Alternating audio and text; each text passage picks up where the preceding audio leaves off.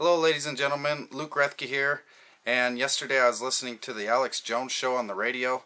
It was Sunday the 19th, I believe was the date, and they were airing the Friday show. They were airing the second hour of the show like they always do, and it was the part where Max Keiser was talking about the economy and Japan and China, and basically an imminent collapse.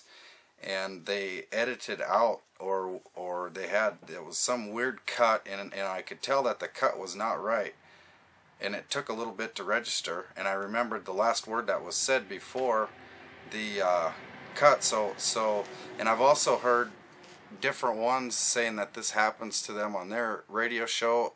Different announcers. Jack Blood was talking about it, and Mancow Muller was interviewing Jesse Ventura on his show, and they have that all taped. I grabbed my camera, but by the time I figured out what was happening and grabbed the camera, it was already too late, and it had come back on. So anyway, here's that clip.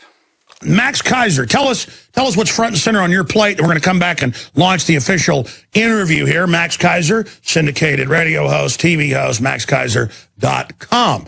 A one-stop shop for all things financial crystal ball gazing. Good to have you here with us. Hey, Alex. Great to be with you. And just continuing on the theme that we established a few months ago, just trying to pick the exact date of when you have this global fiat money collapse. I've said April of next year is the outside chance of that happening anytime between now and then. And just to try to figure out where the seismic shocks are in the system, what'll trigger the event. So I'm looking at a couple of different things. And as I mentioned on the last show, I've done some more work looking into Japan. You know, Japan is a very interesting country because they funded. All right, so that was the last word I remember hearing. And I distinctly remember it because it wasn't a regular commercial break. They just cut the middle of the sentence and they went to some weird elevator music. And I'll go ahead and let you listen to the part that they cut out here. 20 years of stagnant economic development with their savings account. So people in Japan are almost forced to buy Japanese government bonds. But now demographically, these people are retiring, so they have to sell to fund their retirement. So that means a guarantee upward move in interest rates. That could be the trigger that starts a global cascading effect in the entire. And what got me started on this is because it just emerged this past week, Alex, that the second biggest buyer of U.S. Treasury debt now is no longer China. Number one, of course, is America. America is the biggest buyer of its own debt. But taking the second spot now is Japan. China is walking away from the table. Japan has always been under the Treasury of America's thumb. They'll do whatever America says. And now they are the number two biggest buyer of U.S. Treasury bonds. But that is extremely dangerous. Okay, and I'm not exactly sure right where they cut back in, but that was basically roughly what the part that you didn't hear. And then when they cut back in, they went right to music. It'd be nice to somehow get a recording of the radio.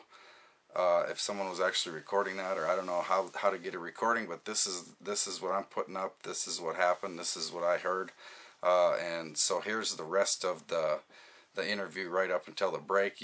I'll go ahead and link to the full video as well. Because their economy itself is a tinderbox, probably the weakest, most fragile economy in the world after the Fukushima disaster, after 20 years of the zombie economy and the zombie banks. But now they are supporting America. Japan, the zombie economy, is supporting the American economy. To give you an idea of how fragile the system is. China is walking away. What is China buying with the money that they have? Well, it's turned out that they are buying gold. My sources tell me that China, before the end of this year, will come out with an official statement announcing that they've upped their gold by over 1,000 tons. Stay there. We're going to come right back with all things economic. So basically the part that they cut out there, in summary, is pretty important. And you can see how Japan had a collapse maybe 20 years ago or so. And they were able to live off their savings because they actually had savings. And America, we're going into the collapse and we're already in debt. Most people, and the government included, spend 125% to 150% of what they make every year.